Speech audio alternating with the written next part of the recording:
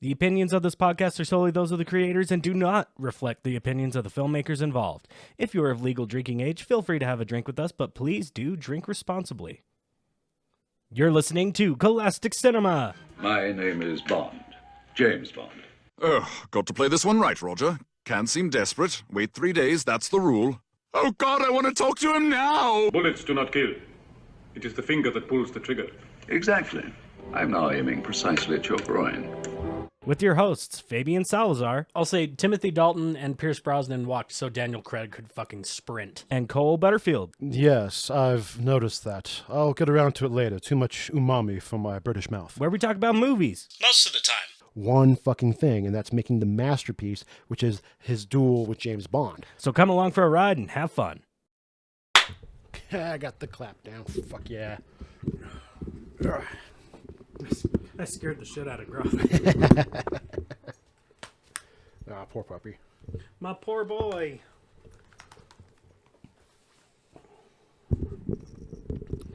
He's been a barky boy today. Very chatty. Very talkative. Talkative gruff. Been all gruff. Gruffy. Looking for more of that cookie. Cookie. Puppy. Yeah. Hi, big guy. Nope, no cookie. Don't care. Gruff want cookie. There's another one where I have to pull up. Pulled up as Yeah, the I know. notes with the information regarding places of filming and all types of other fun things like budgets and who has been starred in this movie and stuff. Yes. Okay, cool. Wow. All right. Welcome back to the James Bond 00-a-thon season 007. It's the Bond of Thunder James in this 7 seasons. And this one is not only my favorite Roger Moore Bond, but it's in my top 5 favorite James Bond movies. Top 5 Bonds. Yeah. And to be fair, it's mostly because Christopher Lee is the bad guy. I mean, that's fucking fair. It's fucking Christopher Lee. Yeah. Like anytime I do any research on a movie regarding Christopher Lee, it's like, well, actually, Christopher Lee was originally intended for this director to use him in this thing, but they had to wait to use this because he was busy being used by this director in this thing because this director really wanted to work with Christopher Lee. He was busy being Dracula for the 57th time. I can scoop myself in a little bit. I feel like I'm way out here. Oh, sorry, buddy. I kicked your foot. Okay, yeah. This movie, after Live and Let Die, they went to fucking work because this movie came out in 1914. 1914, shortly afterwards. It again stars Roger Moore as James Bond. Yes. Excuse me. Christopher Lee as Scaramanga. Britt Eklund as Goodnight. Maud Adams as Andrea. And Harvey Villachese? Is that how you say that? Sure. I was The little guy from Fantasy Island. Yeah, Fantasy Island with Ricardo Montalban. And Clifton James again. And in this one is J.W. Pepper. J.W. Pepper now got a whole bunch of twirling. Oh, hell yeah. Billy Bob. This one was directed by Guy Hamilton. Did he do the last one? Yeah, he did. This is the last one, I believe, that he directs, if I recall correctly. And then again, written by Richard Maibaum, Tom Mankiewicz, and characters in novel based on, Christopher Ian Lee's Fleming. cousin, Ian Fleming. That I'd completely forgotten. Oh, yeah.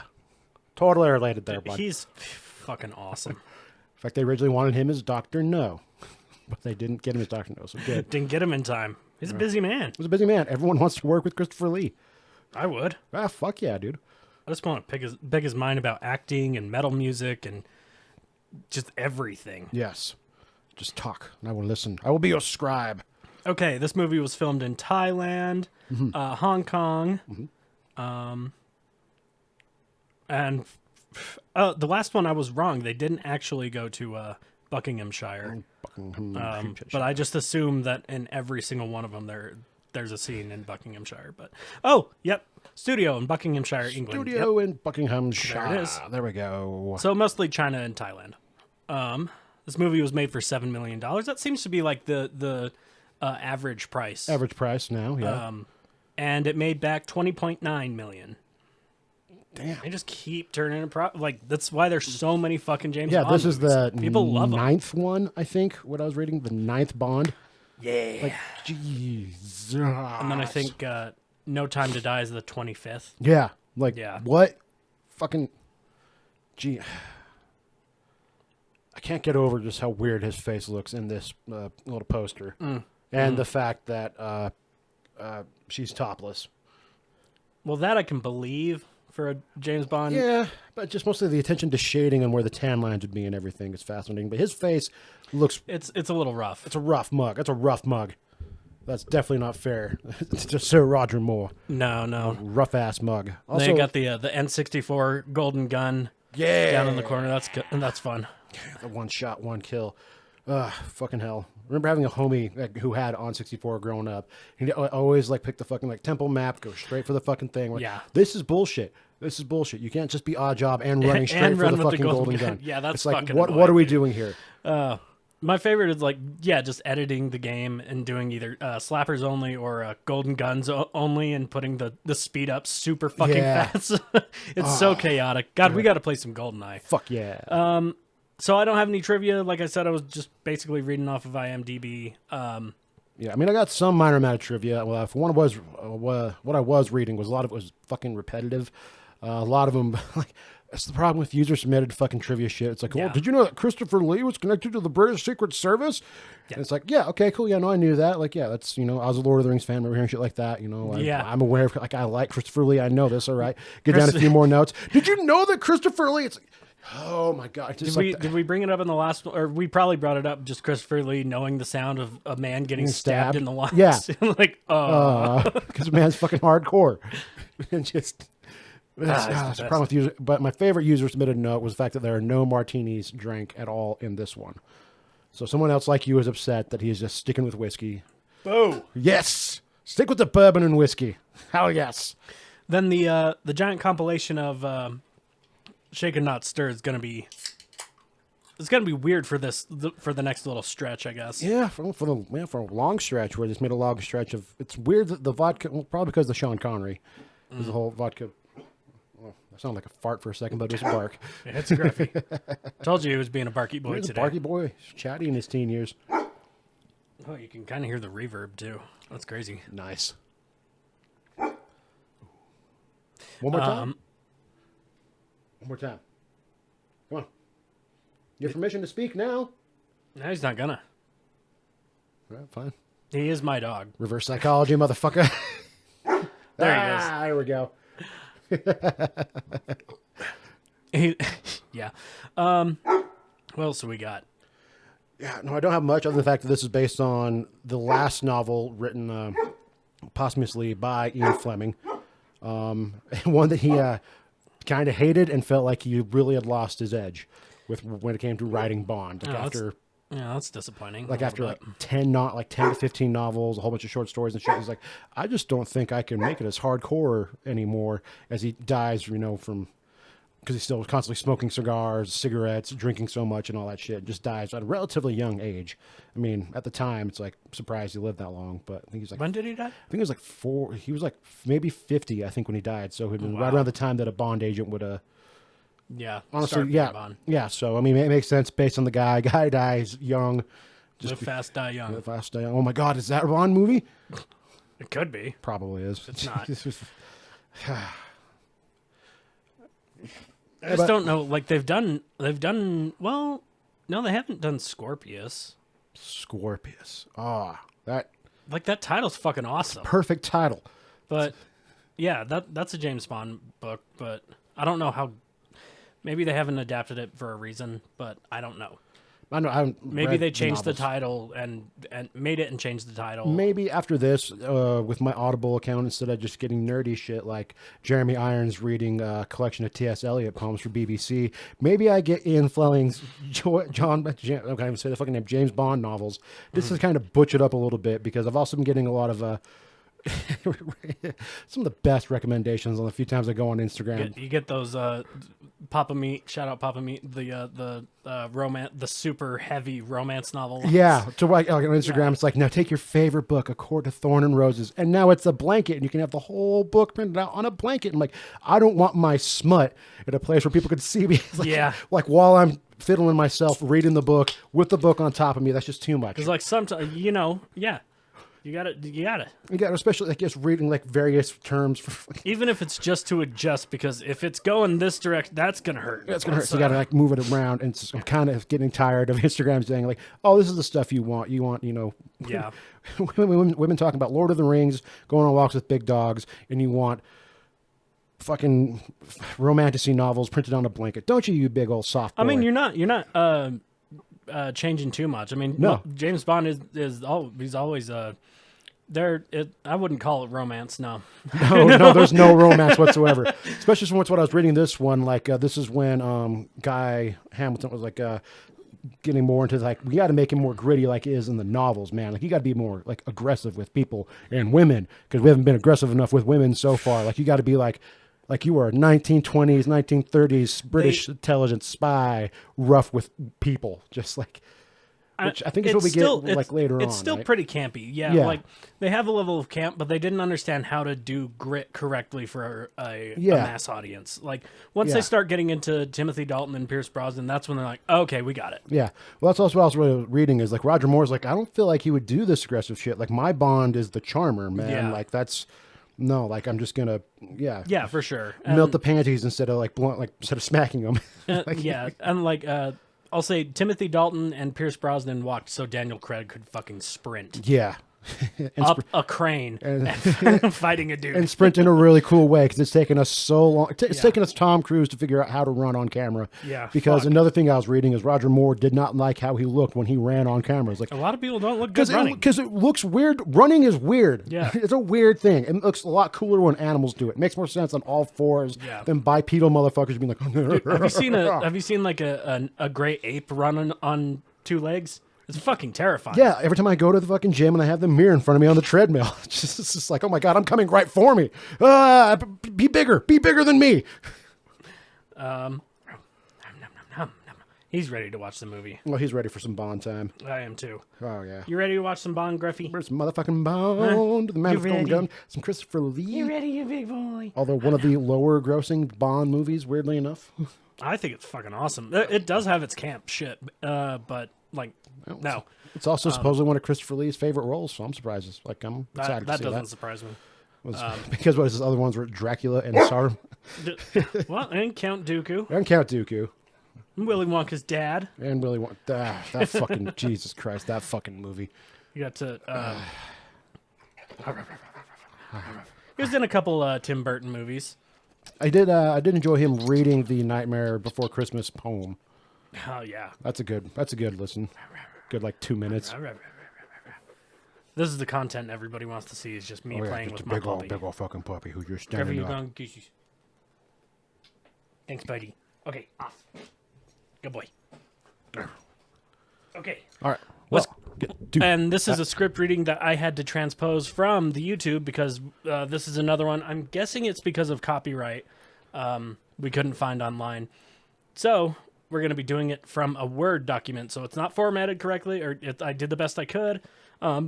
There's my minimal action at best, just so you can kind of understand what's going on. yeah. Okay, so enter. I guess it would be interior. Scaramanga's house day. Scaramanga and Bond enter a large room, a large lavish room, set with a dinner table set and all that shit. I don't know. As Nick Nack starts assembling, Assembling dinner. assembling. Oh God, Nick Nack, Jesus Christ. Scaramanga. Okay. This way, Mr. Bond. I'm going to be trying to do my best low Christopher Lee, but Goodnight enters wearing a bikini. Ah, Miss Goodnight. James. A little overdressed, are we? Good night. I like a girl in a bikini. No concealed weapons. Yes, that's why. Scaramanga pulls out a chair from the lavish dinner table. Miss Goodnight, please. Mr. Bond. The two sit down as Scaramanga works his way to the serving dish opposite the table of Bond. Now let's see what Knick-Knack has for us. Mushrooms. The fried mushrooms look quite interesting. Yes, I've noticed that. I'll get around to it later. Too much umami for my British mouth. Scaramanga sits and starts placing golden items on the table. First, a cigarette case, then a lighter. The gold pen remains in his breast pocket. Knick-Knack pours wine for Goodnight and Bond. Having fun in the sun. Good night. Yes, I could stay here forever. Excellent. I definitely know you didn't get that last word right, but slightly reminiscent of a 34... Let's go with mutant then. I think he says muta. Muta. Something muta, I don't know. 34... It's wine. wine. Yes, definitely. Then I must add it to my cellar. You live well, Scaramanga. At $1 million a contract I can afford to, Mr. Bond. You work for peanuts, a hearty well done from Her Majesty, and a pittance of a pension. Apart from that, we're the same. I have a second house in Jamaica. To us, Mr. Bond, we are the best. For Bond is not. There's a useful four-letter word, and you're full of it. When I kill, it's on specific orders of my government, and those I kill are themselves killers. Now, Mr. Bond, you disappoint me. You get as much fulfillment out of killing as I do, so why not admit it? I admit, killing you would be a pleasure. You should have done that when you first saw me. Then again, the English don't consider it sporting to kill in cold blood, do they? Don't count on it. Bond tries to get up, but Scaramanga is quick to the draw with the golden gun. I could have shot you down when you landed, but that would have been ridiculously easy. You see, Mr. Bond, like every great artist, I want to create an indisputable masterpiece once in my lifetime. The death of 007. Mano a mano. Face to face. Well, you mean stuffed and displayed over your rocky mantelpiece? That's an amusing idea. But I was thinking in terms of history. A duel between titans. My golden gun against your Walther PPK. Each of us a 50-50 chance. 6 bullets to your 1. I only need 1. Sounds a bit old-fashioned, doesn't it? Pistols at dawn, that sort of thing. Indeed it is, Mr. Bond, but it still remains the only true test for gentlemen. I doubt if you qualify on that score. However, I accept. As soon as I finish this delicious lunch Knick-Knack has prepared for us. Then the scene flows really well. Yeah, it flows really well. I wrote it. It's okay. So reading this, I am curious if there's going to be any elaboration on. Once again, am I going to be pissed off if this is a movie that brings forth awesome ideas that then aren't capitalized on until we get to Daniel Craig when it comes to the enjoyment and being a killer of killers? Because that's an interesting plot point, something to bring up. It's like, you enjoy this clear as me. You just do it underneath the guise of doing it for your government, but you're really no better than me. It is an interesting idea. And are we going to just lightly touch it like we did with fucking Lazenby? This, honestly, I don't want to. Don't spoil it for me. Don't spoil it for me. But no, it does present a really, really cool idea. Interesting. It's a very interesting point. It's a little bit too real for Roger Moore era. Yeah, this is 60-14. We're introducing a fair amount of karate because that's starting to fucking take off in popular films and stuff. So, and somebody's named Mary Goodnight. So. Fuck. Yeah, I don't think anybody's names get. Or I guess they get a little bit better in the Craig area. The Craig era, they're not as over the top. Yeah, they're a little bit more subtle. Yeah, not as egregious. Like Madeline Swan, I think is the most. Madeline Swan. Yeah, that's it's good. It's still there. Like she's tall and blonde, blue eyed and beautiful, and it's she's one hell of a neck. Exactly. Yeah. And then Vesper Lind, that's not even a pun. No. So isn't Vesper like a drink? It's like a cocktail, I think. Was it made after her though? I think she was Or was named it after. I mean, I don't know. She could have been named after. I'll have to do Put the it in the research at comments. the time. But yeah, let's go watch the fucking movie. So I can All right. That's no problem.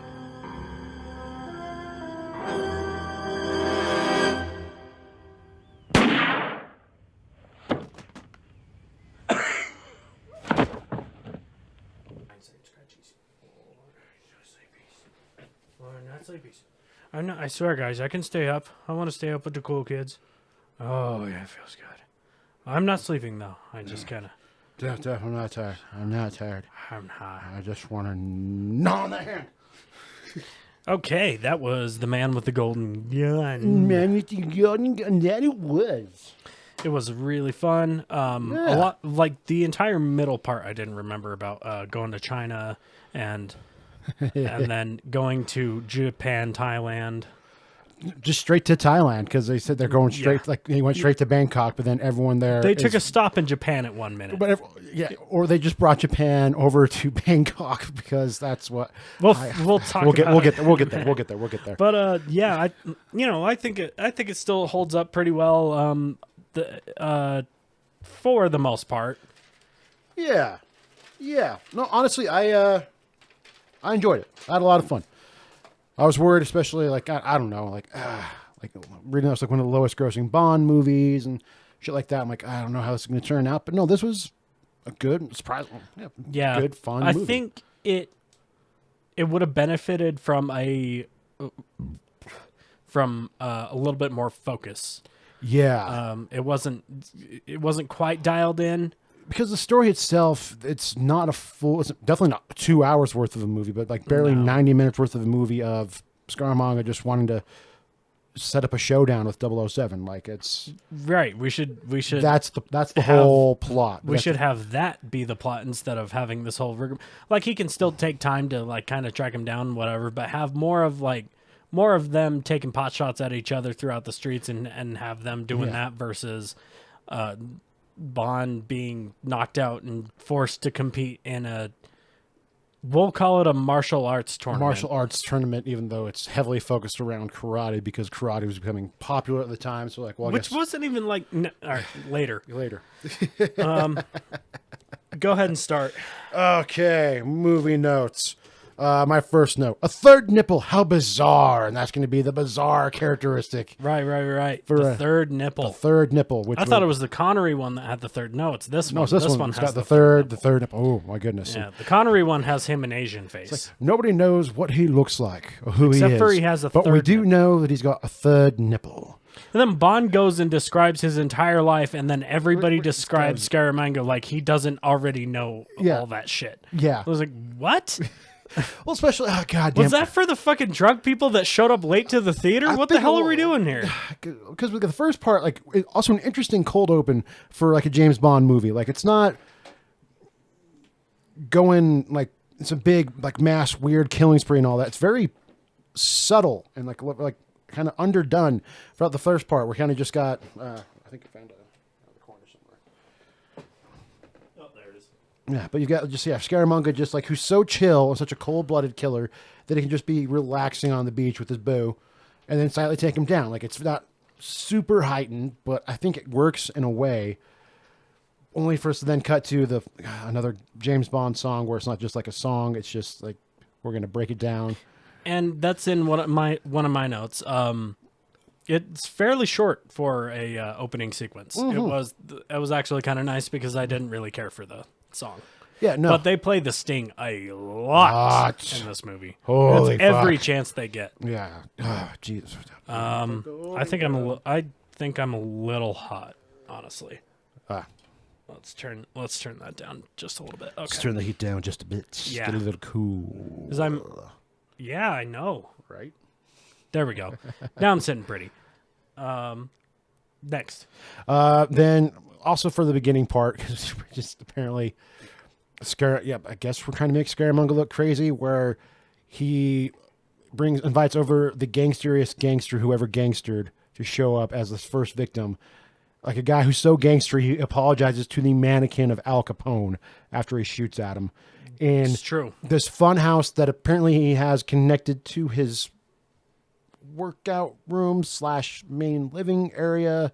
Right. / And I have a bit about that too. Well, just the fun house is a weird choice to go with Not the fun. really. I mean, not weird. It's just I don't know. Maybe because like talking earlier about how like killers, Scaramanga liking it, and that kind of being the only difference between them. It's like, but no, like he is still full core villain because he just has a fun house that he sets up to hunt but people if you down look into and- his backstory, he was raised in the circus Yeah. as a shooting performer. shooting performer and all And that. he Yeah. could he could shoot any moving target and like hit bullseyes and all that stuff, which makes for a really fun Bond villain in my opinion. Yeah, and as a way of like escalating it for him is to put it in such like a weird fun house and like everything's skewed and everything weird hard sharp Yeah. angles. It's got to make it fun for him too. Yeah, because he's a psychopath. But Because he's a psychopath. But also that room in the game GoldenEye Rogue Agent, that's a death battle arena. oh, okay, that's cool. Yeah, I Great. thought it was. Sneaking You can actually walk up to the mannequins and have them shoot. Like if you go up to, I think it's the Al Capone one. And you press X, still go. This town ain't big enough, and they. It's fucking awesome. Those of you who played GoldenEye and played like Team Deathmatch and shit, you know what I'm talking about. Those of you who don't, look it up. It's actually really cool how they recreated it. I thought they did a really, really well job. Yeah, no, like I haven't played that one before, so I'd definitely be curious to check it out. But it was just, again, it does fall in line with the more, villainy type of, Yeah, it's a little cartoony. but which kind of was a little upsetting because, I think if you were allowed to be more serious with this movie, you could really make some fun salient points with that. But this They have very good ideas, like the Killer of Killers, that they didn't really capitalize Well, and on. also just the entire time, Scaramanga is an antithesis to James Bond. Like, he's good with women, all right? He likes to fucking lay pipe, and, like, Dude, and we'll get into it a little bit he's later. Let me get suave, it. walks Okay, around so I all- got through my dual sets. Relatively short intro. My next one's not until the belly dancer. So that was a fun, slightly uncomfortable scene of Roger Moore just kissing a woman's belly to then Jesus Yeah. Christ. Then something I noticed during the title card, which was then prevalent throughout the entire movie, is a lot of barrel stroking. Just a lot of I'm gonna get the finger right against the tip. Yeah, I mean- a lot against it. I heard of a metaphor once. I didn't really understand it, but I think I got the. I think concept. if you are new to the concept of metaphors, then I think this is a great way of introducing yourself to metaphors, to where the barrel of the golden gun is a cock, Right. Yeah. and how he wields it, how he ends up like with Andrea, just like kind of going everywhere with it until she kind of gets a little kind of creeped And out. then he shoves it in her and mouth. shoves it in her fucking like it's like Jesus, which is also another like as opposed to the more gentlemanly killer, MI6, Her Majesty's Secret Service, no, actually this guy's a mercenary and a bit of a bastard. Because he's got Mother Eye watching over him. Yeah, Yeah. where Scaramanga's like, no, like I'm a bastard. If you didn't have these rules behind you, you would be a bastard just as. Which is Like those ideas could have those been. are fun, but those are really fun ideas. But no, let's attach wings to a car. Yeah. God, yeah. Okay, so getting up to the belly dancer. Fun, interesting thing, like belly dancing. Weird character where she's like, oh yeah, no, the bullet went through his neck, lodged in the wall. I grabbed it and then I put it in my navel, and it's been my lucky charm ever since. I can kind of see the appeal of being like, oh well, it didn't hit me, so it must be lucky for me. Must be lucky or, for me, I guess, or like, or whatever. but like this went through a man's neck. It's technically evidence, and you're like, I'm just gonna shove that right up in here. Yeah.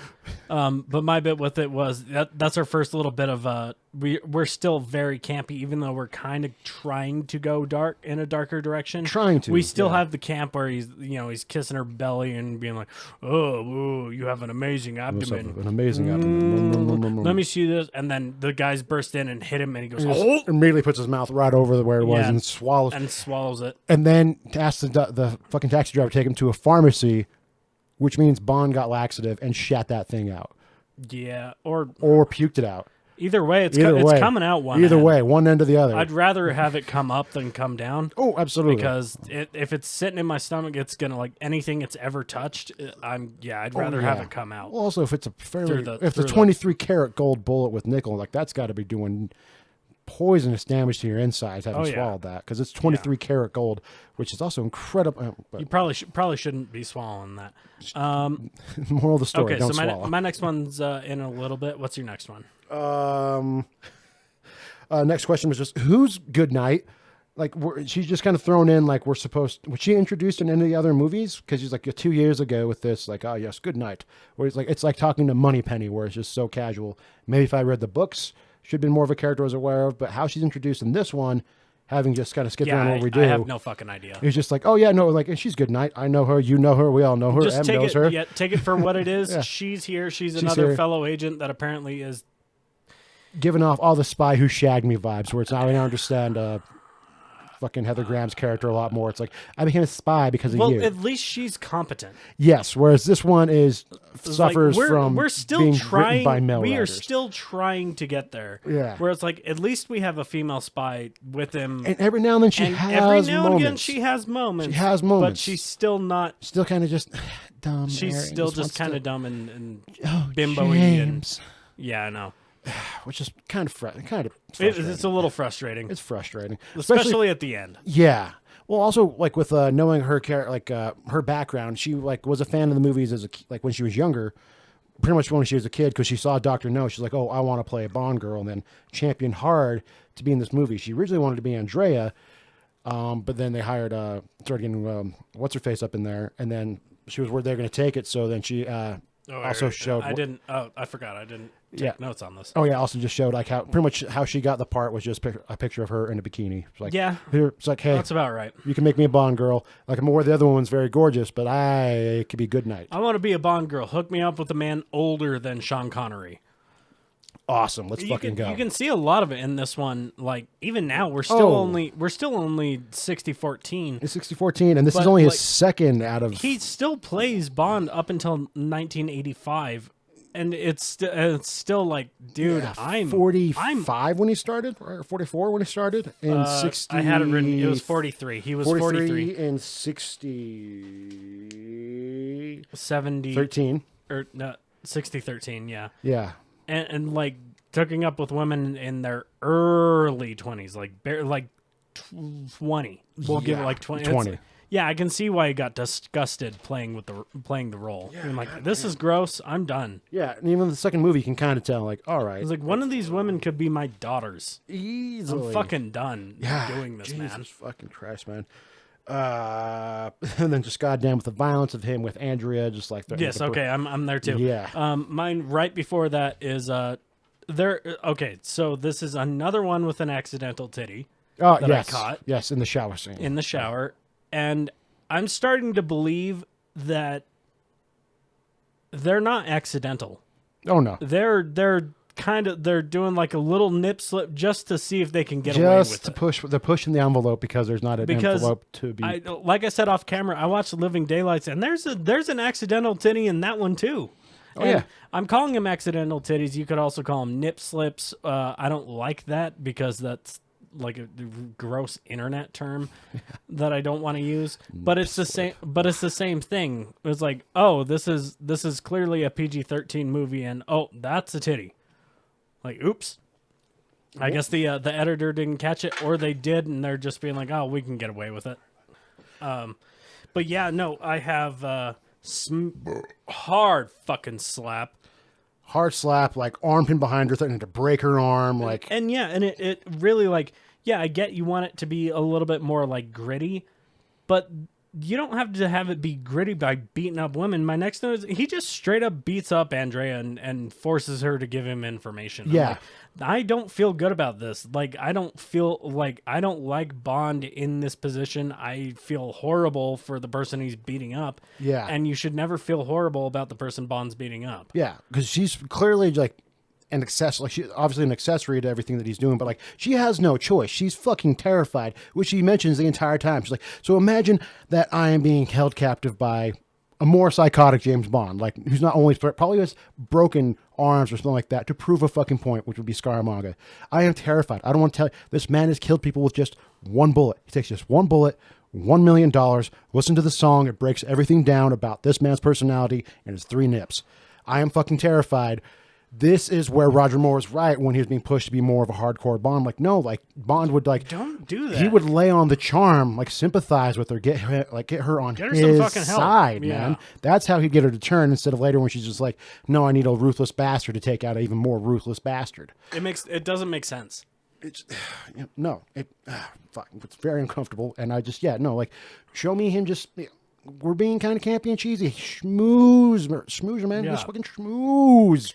Your next one. Ah, goddamn. Then the next note was like Scaramanga being a mirror to Bond and all this cool fucking shit we could have fucking touched on, but we didn't. And then I just watched the movie for a while till we got the point where we got really confused about where the fuck we were supposed to be location-wise. So I have a couple. So the scene where Bond gets arrested for the guy that Scaramanga, well, he doesn't get arrested. It's the other undercover agent. Working for China. So they take him when they get on the boat. Bond steps on the boat, and the guy driving the boat clearly thought that everybody was on the boat, so he fucking punched it. So the guy that arrested him, like, was barely getting on the boat and got thrusted into the seat, but you could, like, it was blocked by the dock. So all you see is Bond get on and the boat start going as he's stepping, and they recovered very well. They hit it very well, but one of the guards that was like right next to Bond like looked over like, oh fuck, like only like almost ate shit. Yeah, well, that was they sold it. That was a big problem on this set, which caused a delay for the release of the movie. Like on top of the drama going on between Saltzman and Broccoli, just the amount of danger everyone was in throughout this entire fucking movie. Like fucking, oh god, I'm gonna look up her name because I don't want to just call her Good Night because it's a stupid fucking name. I'm glad you wrote it down. Yeah, Britt Eklund. She was like terrified, like during, like towards the end with explosions and everything. She got literally singed and burned. Roger Moore was injured several fucking times. Like this was a stupid fucking dangerous set. Yeah, and that happens a lot when you're working with low budget and you want to do high budget stuff. Yeah, well then when they're in Bangkok, like this is one of the few movies where James Bond isn't soaking wet. But like he ends up, Roger Moore ends up like, there's a few takes where he ends up goofing. Like first time he goofs on purpose, falls into the water, gets back on the boat when they're going through the river. Second time he does it on accident. He opens his eyes and sees what they do with bodies that can't be like afford a funeral and where they're placed. Just dump them in the river. Just dump them right in the fucking river. Which also, get out of that water now. Yeah. Get out of that water now. Yeah, Jesus. No. Like doing shit like, oh my God, dude. Fucking. And then my next one, so they go on to Queen Elizabeth. That's the ship that sunk in China under mysterious circumstances. You can look that up off cam because we're not a history program. We're a movie program. That's another podcast for another time. Yeah. And apparently they have MI6 headquarters inside the Queen Elizabeth. Because it's the only neutral territory because you have America on one side and China on the other. So obviously anyone can be there. And then, they're having a meeting in there, and Q's makeup was just, I don't know if they had the lights, like, Q, right? M's. Or M's not makeup. Q, M's makeup. Was...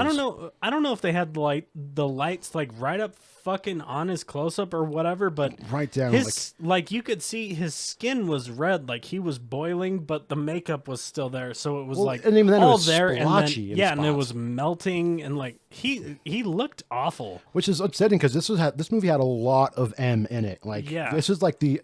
I don't know. I mean, I haven't watched the other ones, but out all the Bonds we've seen so far, this is the most like, hey, let's go touch back with home. Let me report in. Yeah, especially to have M in the country where Bond's working, like that's crazy. And yeah, he did not look great. He looked like he was fucking melting. They did Homeboy so fucking dirty. He's a farting dog. Fart dog. Fart dog. Okay, so my next one is when it's what's your next one? I was talking about how they just combined anything that seemed remotely Asian into one fucking scene. That's kind of where I'm at too. Yeah. My only other note has nothing to do with the movie. It's just fun to see the ads that are targeted towards your dad. I didn't pay attention to a single one of them. I was incredibly curious because there's one that came on like when it came to This downloading an app to This clear. is a new TV. It's brand new. Yeah, it's brand new. So he hasn't watched like anything on Pluto or. So it's just trying to guess. Yeah, it's just it's got a handful of ads and like something. This one of these is going to stick. The one we're going to double down on is you've got too much shit on your phone. Download this app to get rid of all of that. And we're going to have one lady very badly dubbed with AI to the point where it kind of hurt my neck. No, the watching. AI ads are fucking awful. There are so many now. Holy shit! It is so bad. Oh my god, that was total non-movie note because we did watch this on Pluto. You guys can catch all of Bond's stuff on Pluto Right now. Yeah. We're trying to follow along with where they're at. Last month it was on Amazon. Now it's we're on Pluto. apparently. So, my next one is having sumo wrestlers in. Thailand. Yeah, I don't even with know a where Chinese the fuck we are. businessman who also is super into karate and Which is Japanese. Japanese, but then also Sumo's also Japanese, and then but we're in Bangkok, we're in Bangkok, which we then later get some like kickboxing and stuff going in there, which is Thailand. which is Thailand with Muay Thai and shit. But then he has like a mausoleum that he wants to be buried. Like, But there's different kinds of there's different kind of martial arts going on, and I guess okay, so the first two guys that fight with the sword, that's a Chinese martial arts. They were using Chinese weapons. yeah, in Bangkok. I'm not sure what the martial art is called. But if anybody who knows, put it in the comments. When you have dual swords in a Chinese style, it might be a Mongolian fighting style. I'm not sure. And then the second guy that came in, Bond just kicked him in the face. The third guy that came in was using more karate moves, and Bond was using judo moves, because this is before MI6 started implementing Krav Maga, which is Israeli. But they did do judo because judo was talked about earlier with, I think, in one of the Bonds, what was the second Sean Connery watched? Goldfinger. Goldfinger. So in Goldfinger's like, oh, yeah, didn't know. Oh, sorry, pussy, I didn't know you knew judo. Yeah. So there's some slight, But it's cool to show that. The entire thing, hang on, before I get too far, I want to make sure I don't have any previous notes that get into this. So I have Scaramanga is always 2 steps ahead of Bond. Which is so fucking cool. Every fucking thing Bond does, and he's like, oh, I'm going to get one up on him here. Scaramanga's just watching him and like, I knew you would do that. bitch. Which is so fucking cool. Another antithesis where Bond, you it's could argue awesome. that Bond is behind because he's restrained by MI6 and them and the information he's giving and having to play by Everything the he rules. does just leads him to the island. He keeps failing and failing, and he still gets to the island, which is what Scaramanga ultimately ultimately, yeah. wants, is a one-on-one duel with Bond, which Bond wins. Spoiler. Twice. Spoiler. But, again, it's just so cool. Like, everything he does, everything he tries, Scaramanga's already ahead of him, knew he would do it, and just fucking flaunts it in his face. Which is so much fun. I really felt like we could have got rid of honestly, I got rid of a lot of the sex shit behind this, and then just like, no, show me. Scaramanga is an awesome villain. This is such a compelling villain. This is so cool. I can understand the constraints of the kind of movie you're trying to film at the time you're trying to film it. Like, I understand.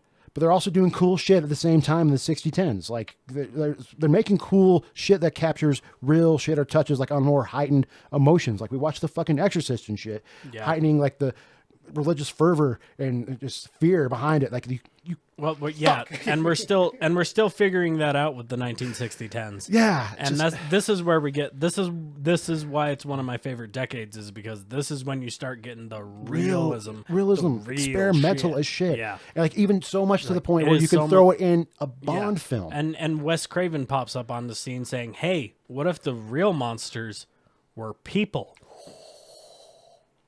So fucking cool. Which the Twilight Zone was doing, but to blatantly throw it in your face and put a whole shitload of gore on top of it, yeah. But yeah, now I'm caught up with just general martial arts in general.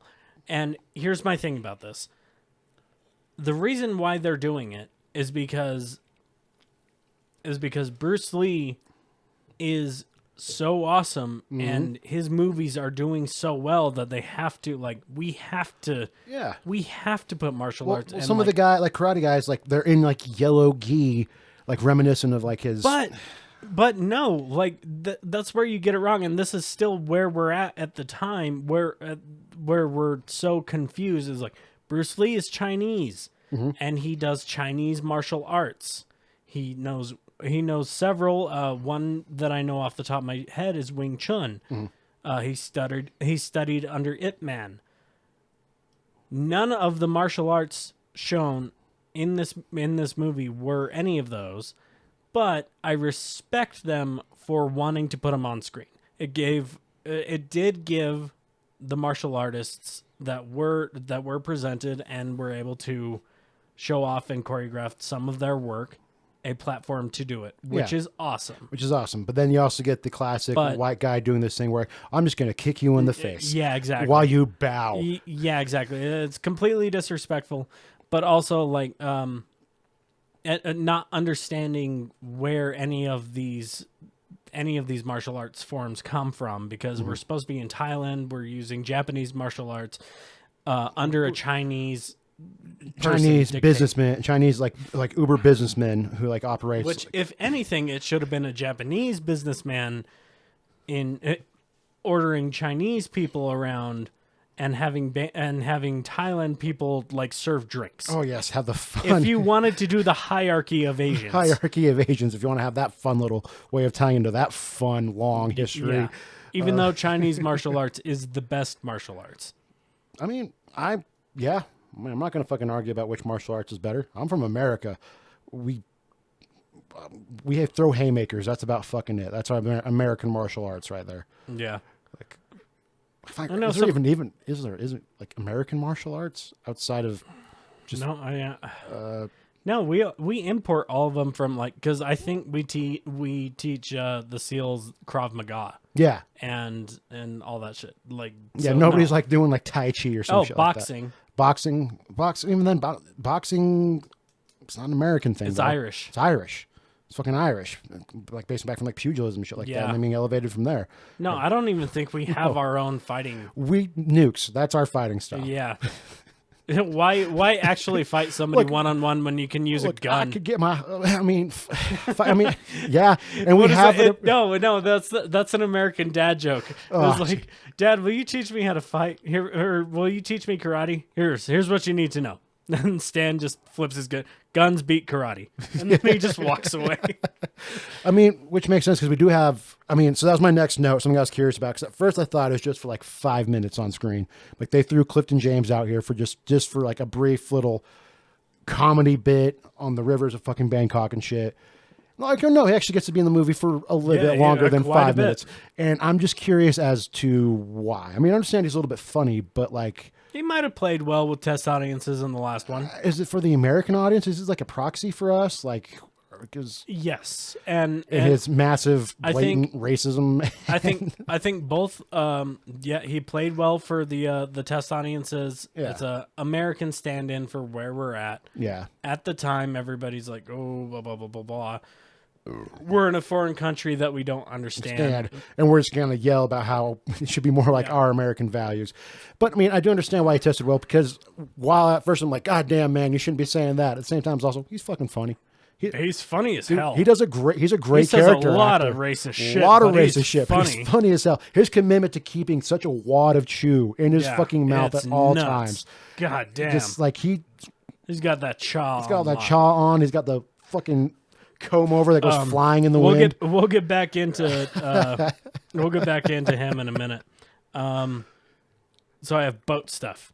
Really love that we're continuing to do boat chases and boat stuff. Well, I just got a taste for that boat stuff. I mean, at first you said, Cole, you have to relax a little bit, open yourself up to boat stuff. Just let it glide on in. I'll be honest, at first, a little bit hitching the giddy up, kind of hard taking in that boat stuff.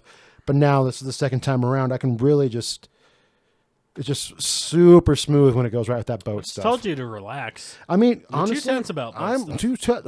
I had some pretenses about boat stuff going in, and be sure not to eat too much because if you eat too much, boat stuff's going to end up in a bad time. I mean, honestly, skipping lunch today was a great idea because I was definitely more available for boat stuff.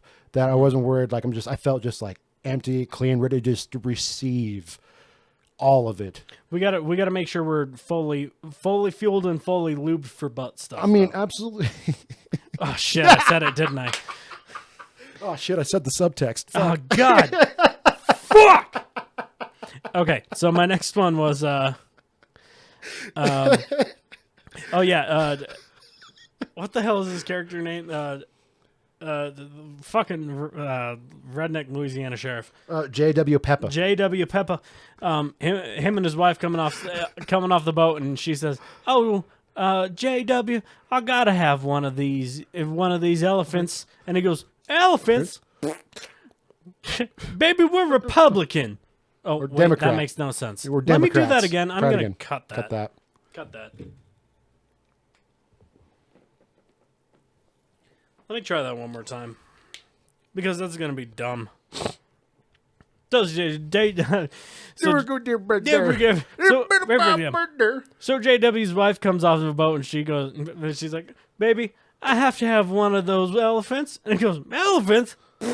Baby, we're Democrats." That was the most shocking thing. I was like, "Oh my god!" Oh shit! I forget in my current political climate that yes, I forget that some Democrats are also racist.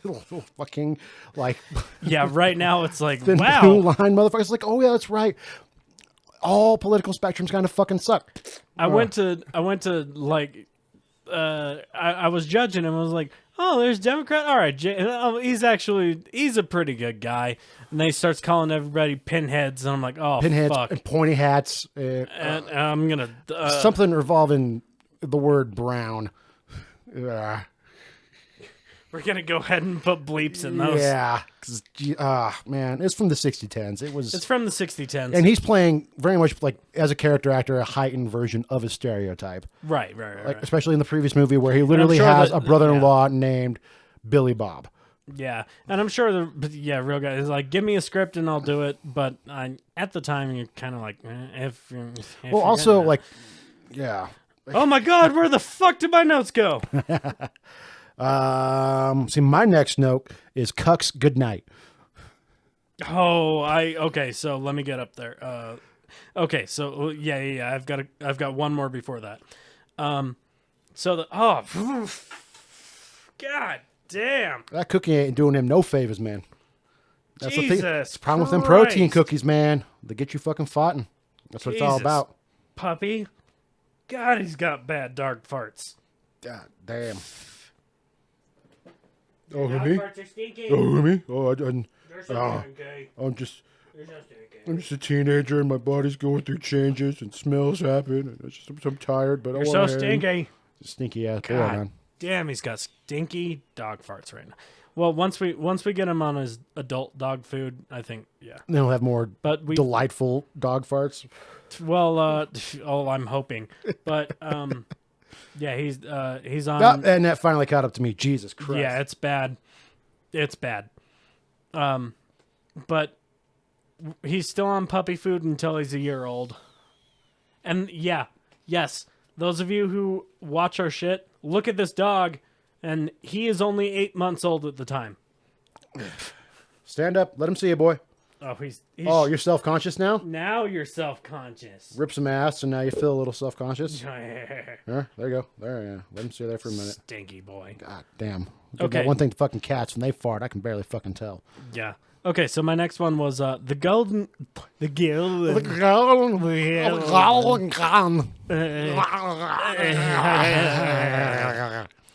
golden gun. Oh, that's a lot of fucking edits. The golden gun is. Hey, I'm doing myself a favor right now. No. You're doing good work there, son. You're doing good work, boy. I tell So you the what. golden gun is the perfect weapon. It is just honestly one of the most perfect weapons ever. It's got a bullet that's untraceable because it uses a caliber that nobody manufactures. You have to get it specifically made by one person in Hong Kong. The way you assemble it is by carrying around common items: a pen, a cigarette, like a cigarette case, and a lighter. A lighter. And it it is just awesome. And fucking in the hands of Scaramanga, who is he's a circus performer. He's a fucking dead shot. He's Hawkeye, pretty much. He's Bullseye. He's Bullseye. Oh, because he's also just as vicious. Yeah. Actually, he's not as vicious as He's Bullseye. not as insane. He's not as insane as Bullseye. Because his plan... I don't see which we will Scaramanga killing kids, whereas No. Bullseye... Scaramanga wants to kill people who are a challenge. Which that's And just, his plan is really... We'll get into it. Yeah. But no, it in the hands of Scaramanga, it is the most deadly weapon, and I think the way they translated that in the game is kind of fun. In GoldenEye, Yeah. it's kind of fun if you just use it as a one-hit kill. Yeah, it's a one-hit kill, but if you're holding it, you've got like not only the gun of Scaramanga, but like the hands and the sight and everything of Scaramanga. So if you hit somebody with it, it's one hit kill. Yeah. And he's a one shot kill. Like anytime he uses And it through the head right more through often the than not. If not through the brain, then through like the with Andrea, then right through the heart. Yeah. Like homie's got the fucking name, which we also kind of see with Bond as an antithesis, where it's like, Right. clearly this gun is off because it's meant to be shot by somebody with 3 fingers as opposed to 2, so it's off by and an he can inch. still do it. And he can still do it. That's why I He can didn't still hit you in the he penis. shot it once on the paper and it was just below bullseye. he's like- And then he knew it well enough to taunt the guy with it. And that gun was foreshadowing for what's going to happen throughout most of the movie, because since it required 3 fingers, that gun had no trigger, so you had to squeeze the butt. And what happens throughout this movie? He squeezes a lot of of butts. butt squeezing. There's so much ass play going on here, dude. He smacks Goodnight's ass when Andrea's in his. He's like, "Oh, that's my body double." Smack. Oh yeah, or when he's like the belly dancer, like when he goes to like Yeah. goes for the belly button, she's like, no, moves it around to where. Probably because I watched Dirty Things, I thought it'd go somewhere else, but no, went around to the back in a more respectful manner. It's like smacking a lot of butt smacking, and then when he's got the fucking what was the proper name? Not like just sumo wrestlers, but their actual title, Rikishi. Rikishi. He's got it like pretty much upside down, grabs his ass, and then fills his way up, and he's like, "Oh, I know what I'll do. I'll just tighten the belt until I'm guessing it just." Pulls first on the dick first, and like in the balls and stuff. Well, it might be on the gooch and the butt. The gooch and the butt where it's super tight. Because this is not a well-known fact. Sumo wrestlers know a technique.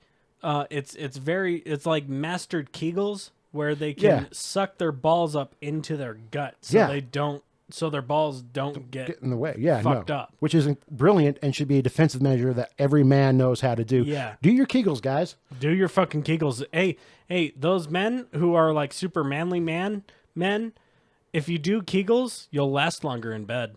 Also, you could probably bust a pineapple, like a coconut or a cantaloupe in between your thighs, and isn't that fucking cool? That's not the same muscle group, but No, still get it between the thighs, break it up. Boom! Cool as fuck. but also, those wrestling fans, sumo wrestlers. I just learned learned today watching this movie that sumo wrestlers are called Rikishi, and Rikishi was a very, very awesome wrestler during the Attitude Era, who is the father of Jey Uso, Jimmy Uso, and Solo Sikoa. Oh, cool. Yeah. And that has been your... Even though it makes no sense because sumo wrestlers are Japanese and they're all Samoan. Yeah, well, this movie doesn't care about any... And neither does wrestling. It's all connected. You don't have to fucking worry and about shit. also different degrees of... there's different degrees of sumo wrestlers, probably Obviously. like the white belt, black belt, Mm-hmm. all the degrees of sumo wrestlers, and one of them is Yokozuna. Like Yokozuna now? Yokozuna, the wrestler who passed dude. away, who was a sumo dude. Okay. Yeah, I don't fucking know that, man. Like, My wrestling bros will know what I'm yeah, talking about. dude, guys, wrestling bros fucking come at me. I don't fucking know, all right? Just because I dressed up like the Undertaker for Halloween, you think I fucking know? No, I'm an actor. I No, adapt. the only reason you dressed up as Undertaker is because of me, asshole. Yeah, and because it was awesome that I did it, You did. You looked fucking great.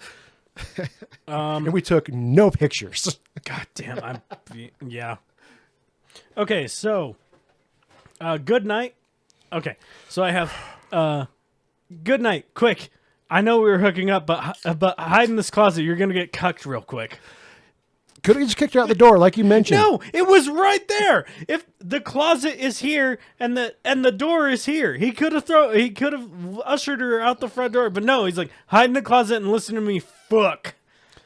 Because then I might want to do something afterwards. I might be ready for a second James, round. I was in this closet for 2 hours. I was like, yeah, I need time to recover. Those fucking hour and 10 minutes is like. Well, and how they get out of her being technically cucked, even though she's being cucked. She got cucked. She falls asleep, apparently, like instantly, which means apparently nothing was going to fucking happen then because she like gets all situated, like moves around a little bit, and then goes like, all right, closes her eyes, and then the door opens. And she she's like, got cucked. She got cucked. She got cucked, 100%.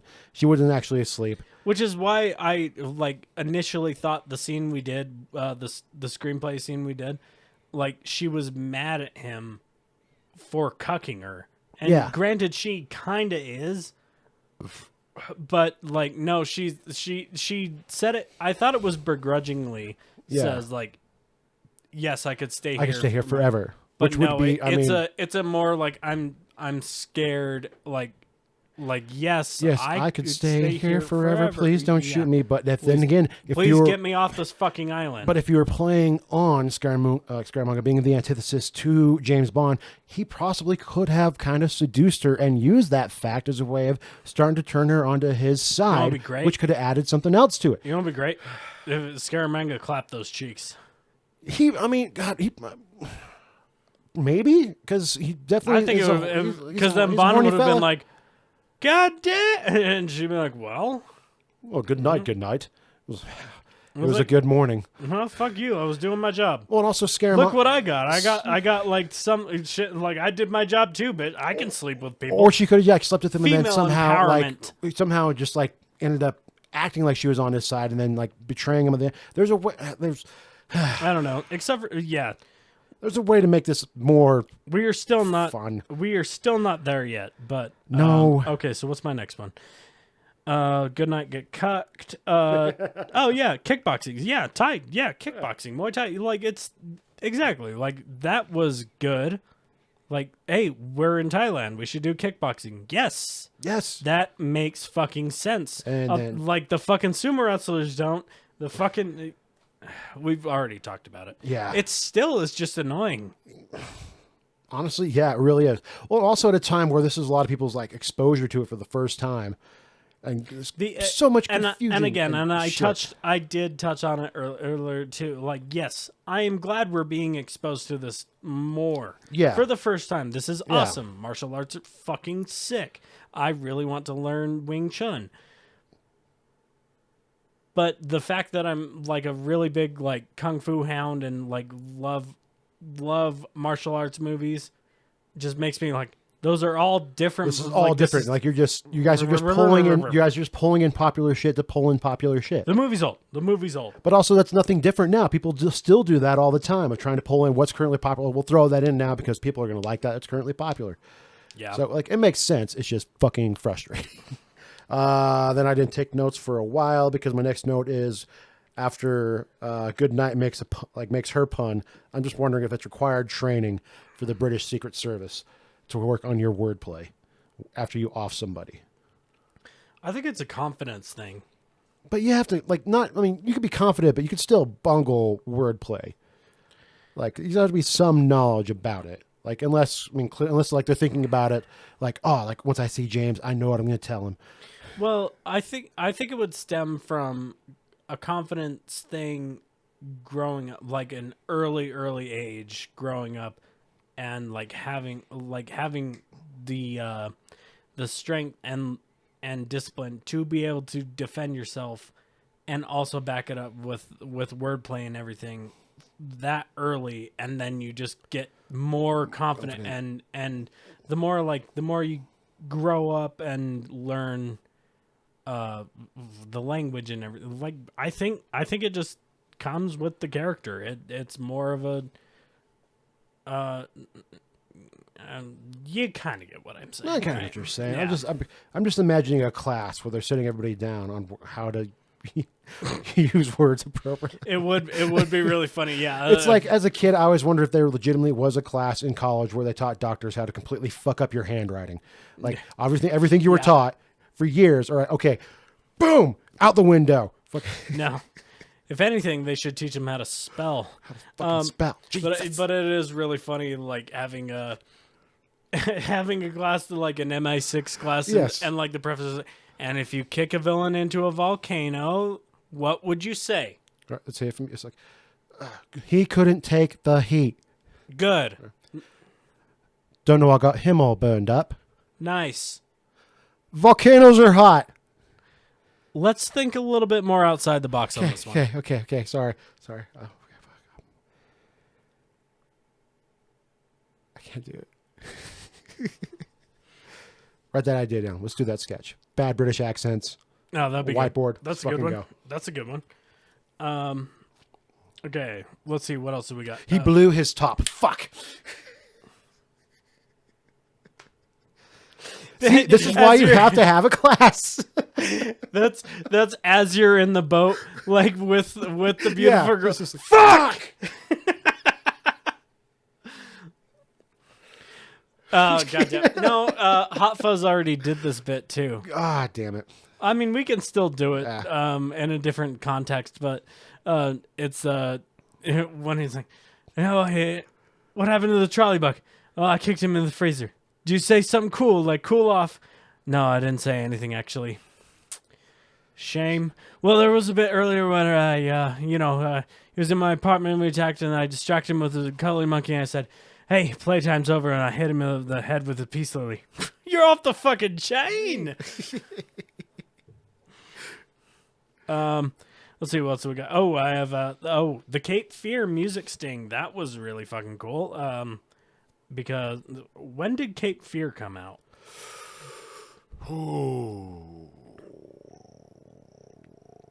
That's a good question. Not the original, the one with Bobby Dean. 1991? That sounds about right. I thought it was later in his career. Oh, okay. So the original Cape Fear came out in 1962. So if the original Cape Fear had that music sting that everyone knows.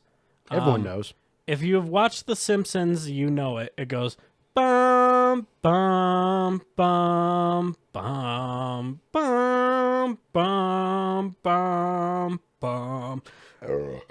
Anyway, I only know it from an episode of Rick and Morty where they literally also say Cape Fear because a woman gets obsessed with fucking Jerry and clings underneath the car and starts going Cape Fear, and then the obvious happens. Right. Yeah. But yeah, there's a Cape Fear music sting. I'm thinking the original has that because I don't want to credit this movie for coming up with that sting.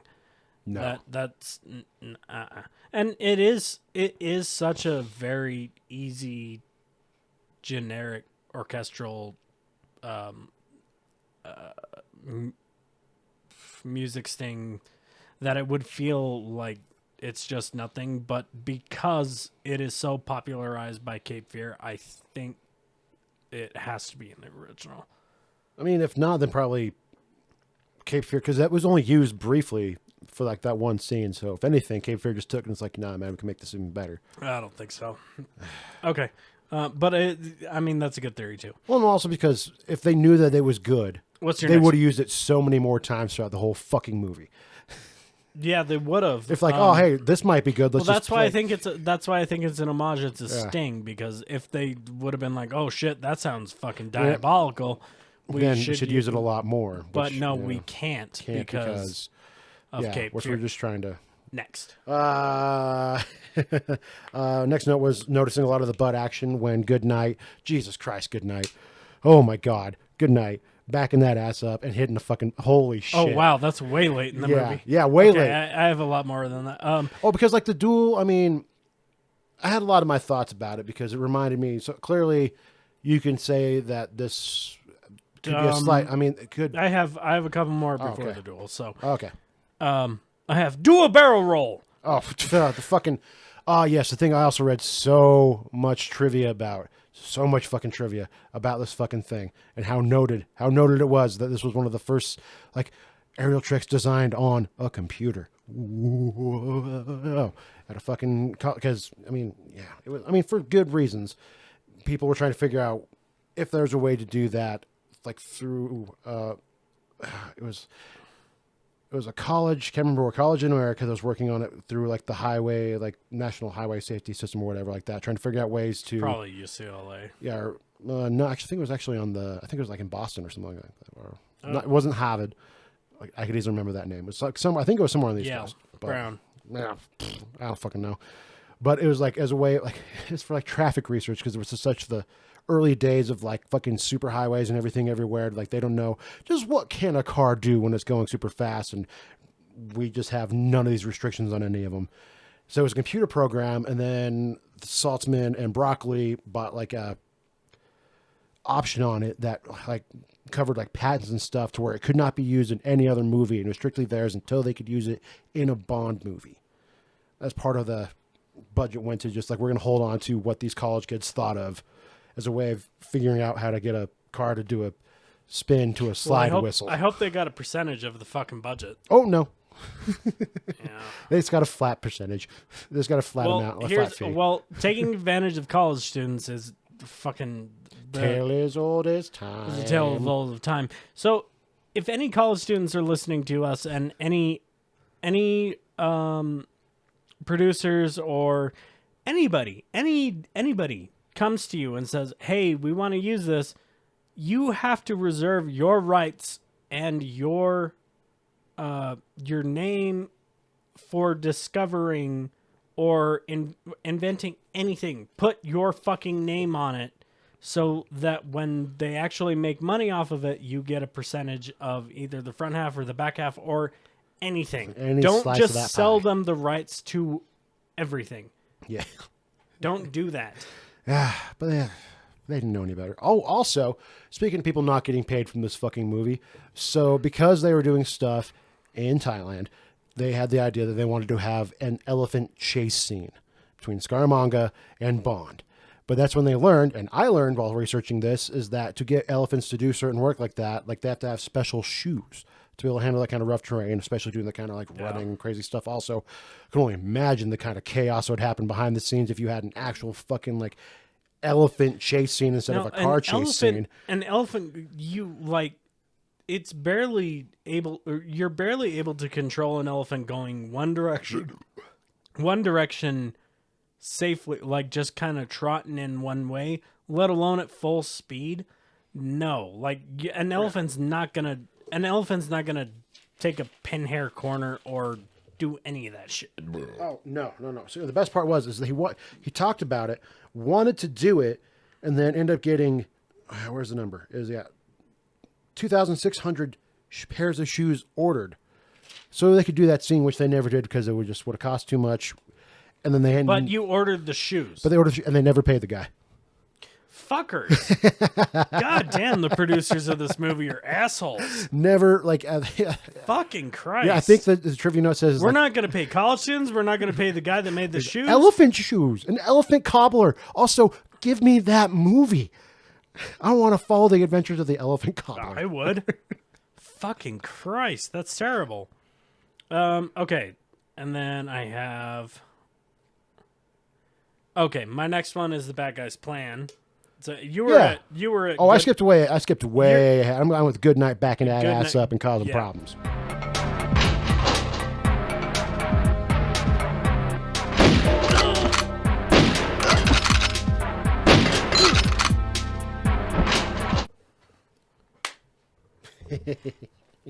He thinks it's him every time. Yeah, look in the air. Oh, the good boy. Oh, my Bobby. Hey, my big boy. Hi. Hi, guys. Oh, I'm going to lay down right here. Okay, so I had... So, Scaramanga's plan was to sell renewable energy. Yes. Solar energy. Yes. At a time where Bond remarks early on that they're still in the energy crisis. This is back when they're having a hard time with natural fuels. His whole thing in the beginning was he was being pulled off the energy crisis to go fight Scaramanga. And he comes up with this amazing plan, this beautiful plan of harvesting renewable energy, which is fucking amazing. It is one of the best. But because he's a fucking psychopath, he can use it to destroy Bond's plane, and he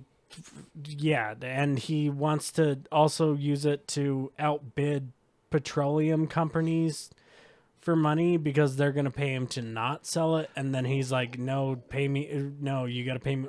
Like, well, okay, so what I got from that, what I got from it was that his ultimate plan was just to duel James Bond, but as a way of being self-sufficient, and like I said, an antithesis to fucking James Bond, is he's completely self-sufficient. He can grow his own food there. He has his own energy, and if he wanted he to, has an unlimited supply of energy, electricity. which then Bond's starts speculating because Bond is still, underneath the fucking queen and all that, talking about like, well, here's what you can make so much money doing this, and this is like, yes, the thought had occurred to me that like, yeah, they could pay you just to not put this kind of technology out there. They could pay, like, yeah, the thought occurred to me, but he's only got one fucking thing, and that's making the masterpiece, which is his duel with James Bond. Right. It just happens to have a renewable energy resource subplot behind it because at the time they were having an energy crisis in the UK. The problem is, it's in the hands of a psychopath. Yes. Which sucks because I think in a real life, like, no. I can't say that anymore. Nope. Not right now. No, I can't. Because in a real life situation, the fucking secret spy, whoever, would have destroyed it too because it would have lost companies money. Mm-hmm. It's such fucking bullshit that this movie from the 1964 teens, their main villain is a guy who has created renewables, like fucking. The guy who's figured out how to live off the grid and be completely self-sustainable. Incredibly self-sustainable with an immaculate fucking place that was built and which would have had to have other people fucking involved somehow, but he claims it's just... it's so fucking frustrating.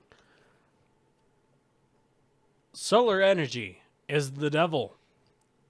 But solar energy can also be thwarted by my next note, cloud suspense. Yes, because that's how solar energy works. Good God. Jesus. But whatever. Yeah, ultimately, his plan is like this. The simplest of plans. This man just like, even though I was reading things, he like, just wants to fucking. He just wants to duel people and live off the grid. Yeah, he just wants to keep on doing his fucking thing. I mean, take his renewable energy plan, kill him because he's crazy. Take his renewable and then apply that to mass areas. Yeah, the oil companies will lose their money, but fuck them. They're pieces of shit. Well, that's how shortly after this, they got out of the energy crisis, is they started doing offshore drilling in the North Sea. Stop drilling for oil! Good. Fucking Christ. Oh, my God. Ooh, whoa, yeah. Okay. And then my next one, yeah, I guess it's in the wrong hands. Because the laser beam that blows up his plane, it's like, oh, shit, yeah. I mean, the plan is awesome. The renewable energy, like the fucking solar energy is awesome. What he did was fucking perfect. I love him for that.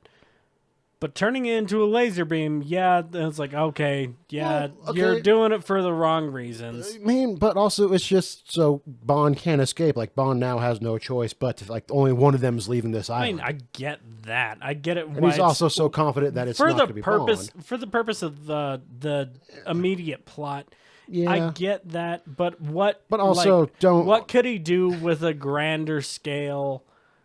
Oh, man, he's already got that big fucking, like, solar disk popping out from the one island. Now imagine just mounting that laser somewhere else. He's now got, exactly. He's got an invisible laser because they didn't have the technology to make it a golden beam of laser, which it was supposed to be.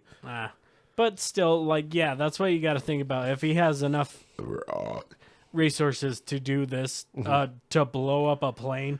Which, yeah, one could then logically assume, like, what if he gets bored? Okay, he finishes off James Bond. The only man thought it was a sequel. Now he's bored. Now he wants to fucking do whatever with his... I'll be the man with his perfectly clean energy with no fucking backlash on the yeah. Oh, Okay. the amount of fucking Yeah, I get damage it. that It's in Bond the, caused. I get it. It's in the wrong hands. The amount of And damage blowing that it up- Bond blowing up caused all that- by blowing up that island where it all just sank into the ocean. All that shit is now Blowing just up the island and all of the CO2 that was released from the explosions where you got like could have easily put a dent in the fucking ozone layer. Yeah, probably. Good God. Okay, and then I have my last note is maybe or I was in the bathroom at the time. Maybe an organic Bond shot when he was taking the paces. I don't know. You saw that bit in the movie. Oh, like whereas They were taking the paces for their duel. yeah. And then I heard 20 and Bond spun around and shot. Was that an organic spin around and Bond shoot, or Didn't really I mean organic in the fact that we saw him do it for the title card twice now. But even then, like, he didn't Well, grab we've onto his seen him- arm. We've seen him. No, he never does. Yeah, but he does that for the title card. No, he doesn't. Mm. In this one? Yeah. Just, Oh. I'm gonna hold But it. he didn't- Ooh, it's got some kick. Ooh, it's gonna be a soccer play. No, normally it's a. Well, at least right now, that should be a hand up. Yeah, no. But anyway, no. Well, also because then that makes no fucking sense because pretty much he didn't hear Scaramanga run off the beach. No, to then, I'm the only thing I'm trying to say is like when he gets down the beach, does he like turn around to the camera and do the Bond shot? Like down the barrel. Oh, down the barrel. Oh no, it's definitely offset. Like it's still got him centered off, like his face in the center. The gun's down here to the right where it goes off with the fucking shot. Okay, then no. Yeah, no. So our first organic Bond shot, I'm pretty sure is still Casino Royale. Yeah, no, they didn't actually go right down the barrel. And Craig, yeah, when Craig turns around, it's down. His left arm is down. Yeah. Here. Okay, so that was my one, like, because I was in the bathroom for it. That's why I noted it. I just wanted to know. Oh yeah, no. Okay, it's so just my very much notes are just- done. Boom, find Let's it. cap off your notes. My last note, and it's because it seems to be a theme throughout the entire movie, is that he phone cucks M. After the big old fight with Knick Knack and everything, where they get the glass off the bed, I mean, kind of doubting Goodnight's ability to clear glass off the bed by this Well, point. she did raise the sheet. She did, and apparently had time to still have a towel underneath so she could drop the sheet. As she Yeah, revealed. because you're not going to get into bed naked. Yeah, no, why the fuck would I do that if I'm going to have sex? Who would do that? Why would I do anything naked if I'm going to have sex? Like, Yeah. no, don't be No, gross. you still have to have bits underneath. Yeah, come on, don't be gross. Fucking disgusting. Ew. But then he phone cucks M. M, who somehow like knew how to call him on that fucking boat. How the fuck did M know how to call him on the boat? He's like, "Oh yes, Bond, is that you?" He's like, well, "How the?" Yes, sir. And then also just to end with like, "Oh yes, she's coming. She'll soon be coming, or coming soon." And then fucking just he phone cucks. He cucks twice. He's the man who cucks So twice. she's coming now. Yeah, she's coming now. And then he just hangs up. It's like, Jesus fucking Christ. Just Good night, sir. also, if you're about to go to Bone Town on a supervillain's boat, you're not entirely sure how it Why works. would you pick up the fucking phone? Well, especially once it just rises up out of the corner, out of nowhere, an antenna comes up to get the signal and to be a metaphor for your boner pops up. Why the fuck would you answer the fucking phone? That is the Don't most. answer the that is the fucking most. phone. Bond is not answering a phone when he's about to fucking, do it for Queen and Country. He's about to fucking go down. No, he's not answering the fucking phone. That's most. He's not answering that phone. Then now I see why this is the lowest grossing Bond movie of all, because he answered the fucking phone. Yeah. Unfortunately, it's still after watching it now, it's still in my top 5. No, it's definitely enjoyable. Like I still no, Scaramanga is still even though a lot of the shit we talked about, the ideas behind Yeah. Scaramanga are really fun. good. He's still It's fun. fucking awesome. And I It is such a good would movie. like for the next iteration of Bond to incorporate that. I think that could be a lot of fun if they do that. If they keep the kind of more Okay, well, realistic fucking Bond storylines, and then throw in because they've already brought back a few people, introduced some new people. we didn't have sorry, the Zen is still new. We didn't even have Felix in this one. Yeah, no. But we will have Felix in the next one. And Felix will return. Felix will return. And the next one is going to be a huge time gap. Yeah, because we're going from 1914 to 1989. God damn, that's like a 20-year, 20. That's a long ass jump. I can't maths right now. I'll be honest, but it's gonna be a while. I'm not here for it. Yeah, I can't math right now No, either. it's gonna be some times. But it is, and yeah, you'll appreciate the raw grittiness of the Timothy Dalton, but it is very much like another product of its time. It's an '89 movie, so it's like the last vestiges of like what is the '80s movies. what is the most popular movie and TV show at the time? Yeah, 89. Scarface and Oh, God, Miami Vice. Oh, fuck me, bloody. So let's do Bond Vice. And we're gonna have heavy synthesizers. I don't remember, but probably. I'm guessing heavy synthesizers. Probably. Because they went fucking hard on the synthesizers. All I remember is it's a lot like I watched Live and Let Die, or not Live and Let. We did last week. I mean, you're not wrong. I watched Living Daylights off camera last week, and it is a product of the 80s, but it is not. Like, it's fine. It's fine for what it is. I mean, 80s is an interesting time for action movies. But it's not as good as... It is not as good as License to Kill. License to Kill is a very good movie. All right. No, I'm curious if I can find out. I did my notes for License to Kill while this movie's title sequence was going on. Jesus Christ. So I am not that far ahead. because I was fucking sick of being behind. But we're going to end this episode. Thank you for listening. And those of you who listen, like, share, and subscribe. And don't feel afraid to leave a comment. We always love comments on our boards. We also we have a couple sponsorships that are eyeing us. So please share that all thing, and I'll blah blah blah blah blah. Yeah, smash the notification bell, like that, subscribe, tickle that share button. And yeah, we love you. Thanks for listening. We'll see you next time. Ding ding ding ding ding ding ding ding ding.